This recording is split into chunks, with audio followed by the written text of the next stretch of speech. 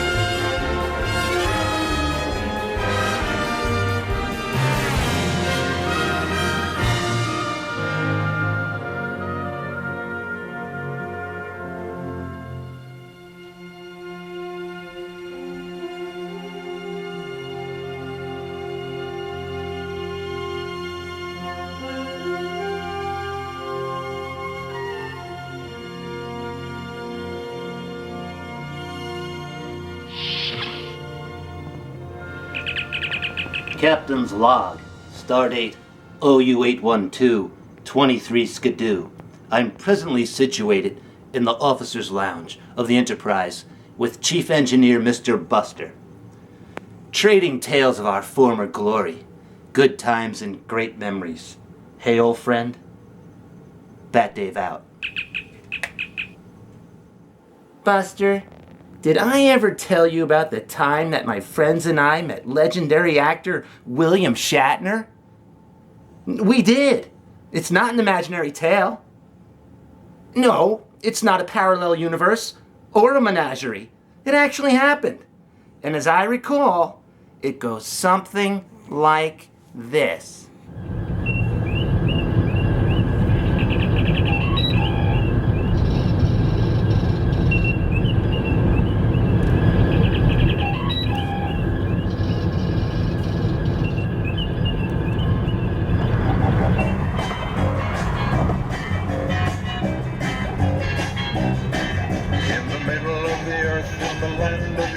Lives a brave little hobbit whom we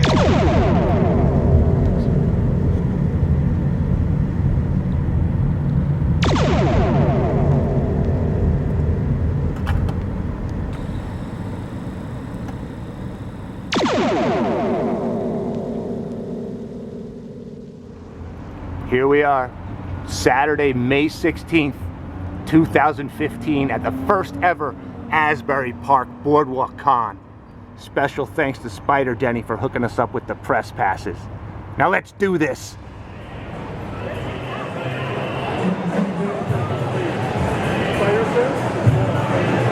Ant-Man, this movie was made for you. That's pretty crappy to say, Dave. Are you having a good time at ACBC? Yeah, no, I actually am having a good time. The best part so far is the fact that you ripped your soles on your shoe. No one cares. All right, here we are at ACBC, Atlantic City. About to meet William Shatner, Captain Kirk himself. Nick, are you excited? Absolutely. It's the only logical state to be in. He is as excited as a Vulcan can be. But if you notice, you're missing something. I had them surgically removed.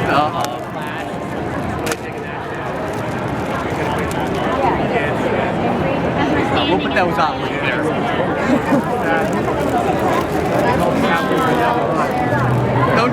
Don't hear me, Captain. Look at the guy in the back.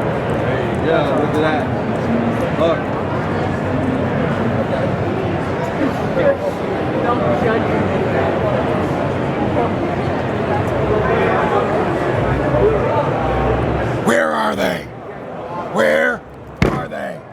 Why won't you talk to me? Why won't you talk to me? Hey, Dark Knight, you do realize he's a wax effigy. I didn't realize that. I didn't know that. Here we are with the awesome Michael Beck, and good to see you again, sir. You too. And this is for Denny this time. Okay. I'm excited.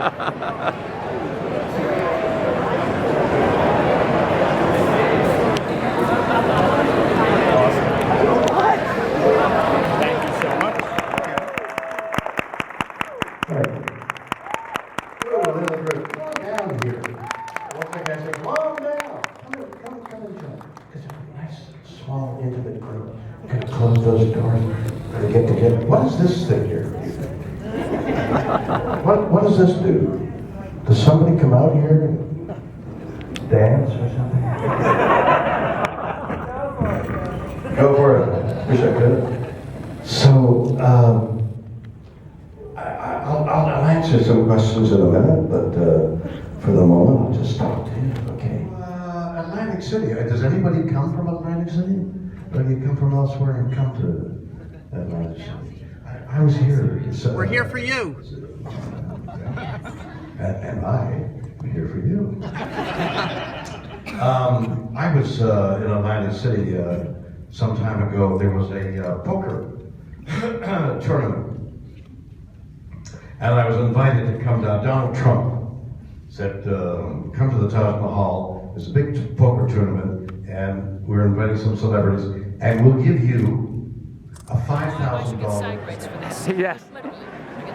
Here we are in Atlantic City with retired Wonder Woman and two potential suitors. Retired Wonder Woman, what you been up to? We're gonna make a little Wonder Woman sandwich later. Get these fellas in close. Should I be in the middle? No, I'm in the middle. It's a Wonder Woman sandwich. Yeah, you don't but get in the middle. I get in the middle. That's no fun. Yeah, we need 2 Wonder Womans for the bread. We only have one, so she's got to be. All right, she's fine. got to be the meat, Fine, man. fine. You know. Just watch where you put your thumb. We can put whatever you want. Are you a doctor? Are you a Yes. Dr. Ware? I remember. Hey, look, I'm Dr. Ware sometimes. Horrible. I should have given this to you a while ago. Can you take that? It rattles. I think that means something. Sure. Diagnostically, You want me, when it rattles. you want me to analyze that's that for you? significant. My sure. doctor says I need more fiber. Pretty soon I'm going to What be does it say, with diamonds. 1998? Well, it's only 1999, so it's not that old. No, that's true. These guys are a little shy. They want to know if they could fondle your breasts. Fondle me. No, I usually charge for things like that. But I do need a mammogram. Do you have a so go tip ahead. jar? Go. I have a tip jar. Wait, ready? Stefando. Well, I think that's about anything you want to say. My doctor says I should watch my drinking, so I brought a mirror. Good enough.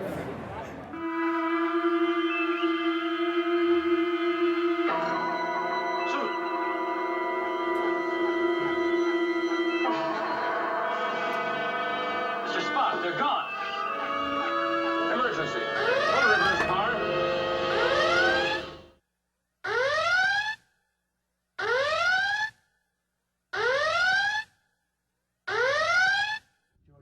Is there anything behind that, or is it just publicity stuff? Listen. No, it's not publicity. It's weird.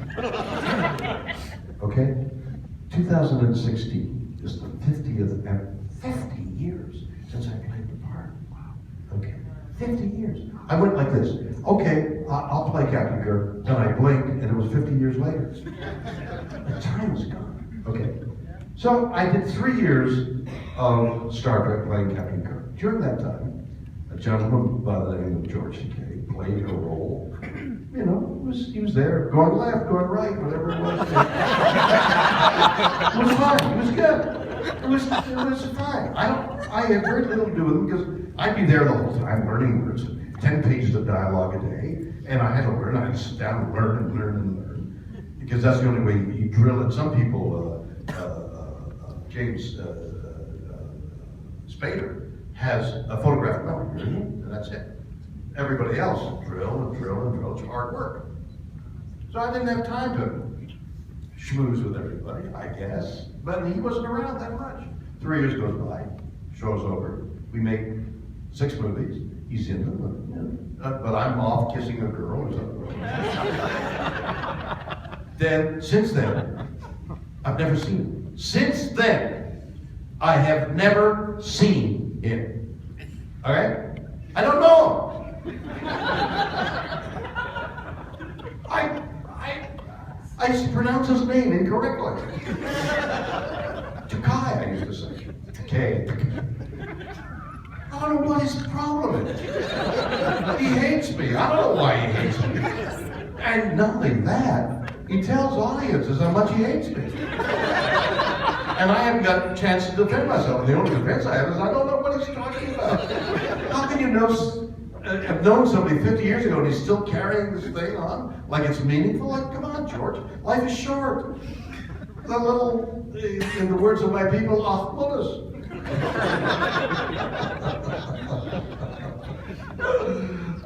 So yes, it's real for him, and I'm bewildered. There were many times in the past that I said, George, what are you doing? What is all that? Well, you know what it is. You weren't there for when the Enterprise was, the shuttle was rolled out. Yeah, that's right. I wasn't. I think I was working. Yeah, well, that's the kind of thing. That's this beef. So yes, it's real on his part, on my part. God love us. Life's too short. I saw a question here. Yes. I need you to speak a little louder. Why don't you stand up and show us your beautiful body? Tom Police and the Jersey General. Tom, I am not happy about this today. Where is your lovely niece, Emily? She's certainly not here, but I went with Plan B. Plan B. This better be good. Oh my God. What a waste. You're a jerk.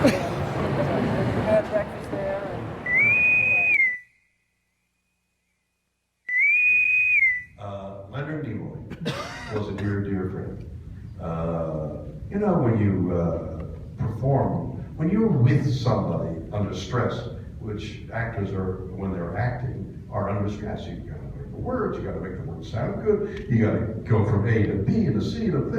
You're under a great deal of stress to sustain over 14 hours a day a performance.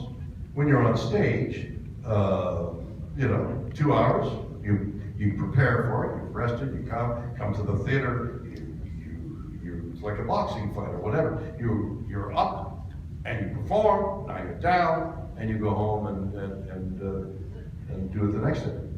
But on a series or a big motion picture, which takes a long time, you're down, you've got to be sustained for all the hours of the day. Whenever you're in front of a camera, you've got to be up, because that image is going to live for a long time. So that brings you, like battlefield comrades, it brings you together. And that's the way Leonard and I felt about each other. We were comrades in arms, because we were, either if we didn't like the script, we had to go fight management. If we did like the script, you know, and we were banded. He and I banded together, because we were there all the time. And DeForest. And then when Star Trek was over, we retained that friendship. And we would come to some of these conventions and perform on stage together. And he would make me laugh so hard. I mean, I've got a picture. It's my favorite picture of him and me. We're both doubled over with laughter. But not just fake laughing. I mean, doubled over, because he made me laugh. And apparently I made him laugh. We were buddies. And so you lose something like that. You lose a part of your life, because like a longtime companion validates that, you know, remember 5 o'clock in 1972, we caught that fish and the fish slipped. You know, some story that happened between the two of you. The two of you know that story. Yeah, God, that fish was so big. He's gone. As far as you're concerned, that fish never existed. And I can't make you think that I can tell you the fish existed, but you might think I'm telling you. He would be the only one to validate all those stories that we spent, the time we spent together, like you might with a wife or a husband. You spend so much time together, and you lose that person. A part of the validation of your life leaves you. And you might as well not even speak of the memory, because only one of you has the memory of its fading. Maybe the thing never existed in the first place. Maybe it was all a dream. So that's what you lose when you lose a dear friend. And I also had an interesting problem. And I knew I had been changed. I just couldn't wait to talk about it. I was like, did you see this?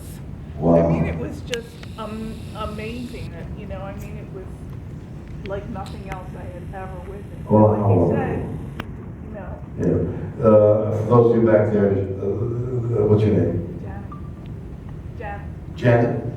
Janet's been saying how Star Trek touched her, and she couldn't wait to talk about it after she's seen the first episode, and it's affected her life, as I've heard from so many of you, and it's of course affected my life. So I am so glad you're here. Hopefully I'll see you again, and it's 5 o'clock, and I gotta go catch an airplane.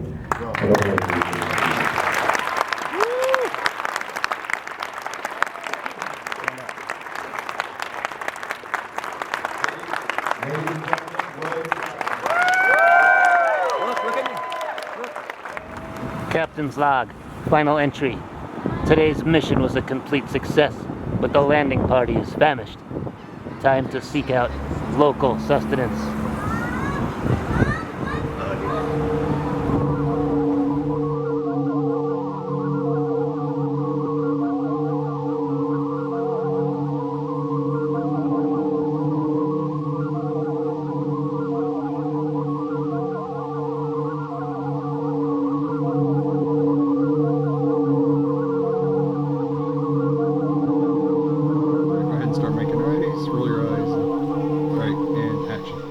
And then there was the time back in Antares when Spock and I took on that whole civilization single-handedly. One of our greatest adventures. Captain's log, Stargate. I don't know the rest. No. I'm presently situated in the officer's lounge of the Enterprise with Chief Engineer Mr. Buster, trading tales of our former glory. So, when I finally got these two people together, the sculptor dropped out because of artistic differences or something. He dropped out, but American Wrench continued to make the bike along specifications that I needed. For example, I said, I guess I'm getting too old to lay a bike down, and I don't like to wear leathers anyway. So let's make it 3 wheels. Let's make it a trike. 2 wheels behind instead of 2 wheels in front, what I've seen as, because that looks awkward to me. So let's put 2 wheels behind. Oh, Captain, there's something I need to tell you. What is it, Lieutenant? Captain's log. I'm heading to Uranus. That guy's a real Kirk blocker.